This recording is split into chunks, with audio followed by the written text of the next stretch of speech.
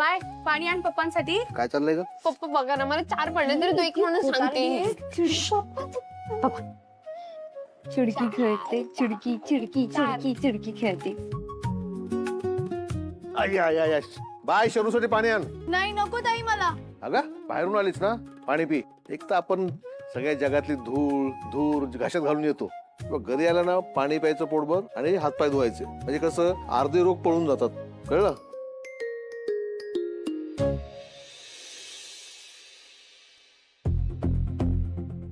काही काय झालं?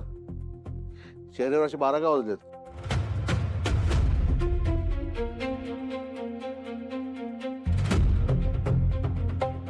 शरू, काय झालं? शरू, काय झालं? सगळं ठीक आहे ना? अहिल्या किर्लोस्कर आल्या होत्या. मोठ्या बिझनेस वुमन आहेत त्या. मग त्या काही बोलल्या का तुला? पप्पा,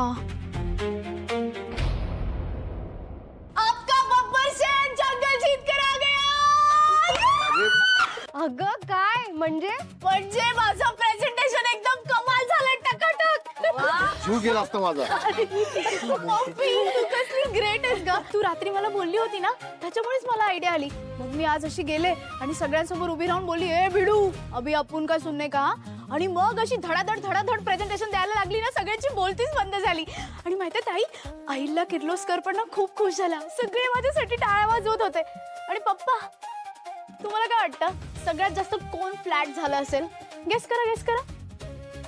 माझा बॉस. हो, तुमच्या शरूसाठी त्याला पण टाळ्या वाजवायला लागल्या. वा.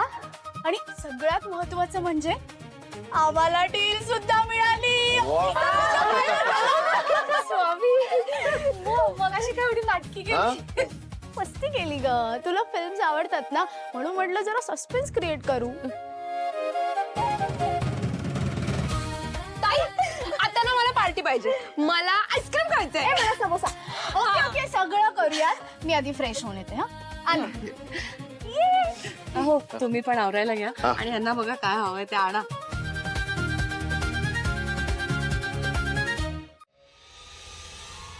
का? माझ्याकडे काही रिझनच नाहीये प्रोफेशनली तिला जॉबवरून काढून टाकण्याचं.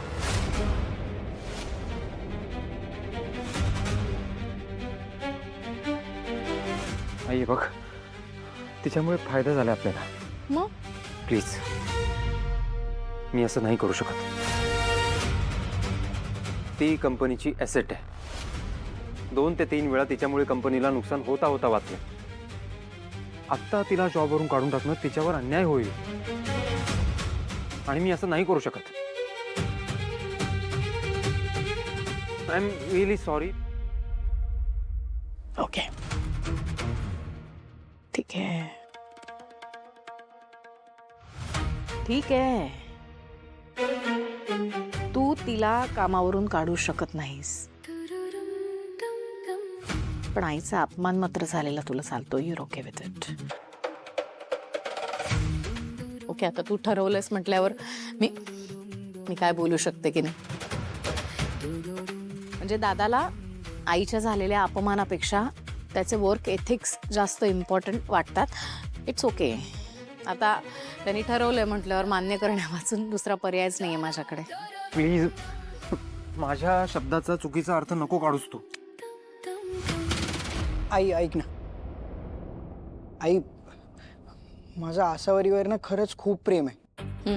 म्हणजे आमचं एकमेकांवर प्रेम आहे. आम्हाला लग्न करायचंय आणि आम्ही एकमेकांशिवाय नाही राहू शकत. आणि आय नो की तुझं आणि काकींचं म्हणजे तिच्या मम्मीचं पटत नाही आणि फॅमिलीजमध्ये पण क्रॉस आहे. पण आता त्यांना प्रॉब्लेम नाही आहे ना. अरे, मी तुझ्या प्रेमाच्या विरोधात नाहीये बाळा, पण आता मला सांग, तुझ्या आईच्या झालेल्या अपमानापेक्षा तुला तुझं प्रेम महत्वाचं आहे का? तुझ्या आईला होणाऱ्या त्रासापेक्षा तुला तुझे वर्क एथिक्स महत्वाचे आहेत का?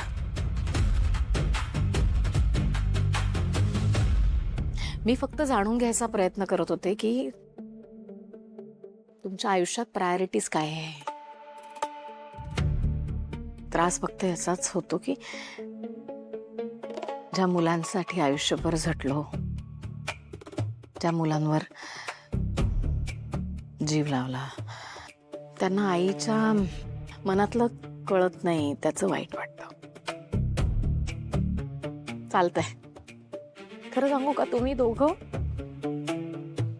तुम्ही तिघं, शर्वरी, मी तेजस्विनी खानोलकर बोलतीये. काकी तुम्ही? हो. काय झालं? तुला सहज फोन नाही करू शकत का मी? नाही म्हणजे हो, पण अगं काही नाही, एवढं टेन्शन घेऊ नकोस. मला की नाही जरा भेटायचं होतं, तुला बोलायचं होतं तुझ्याशी. हा मी येते ना. मी कुठे यायचंय? ऑफिसमध्ये येऊ का आता? छे छे एवढ्या लांब जायची गरज, मी इथेच आहे. फक्त तू घराच्या बाहेर ये तुझ्या. घराबाहेर? थांबले, वाट बघते तुझी.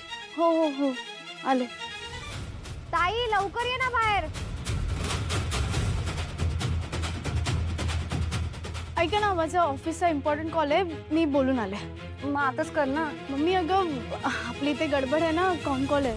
आले ना लगेच बोलून.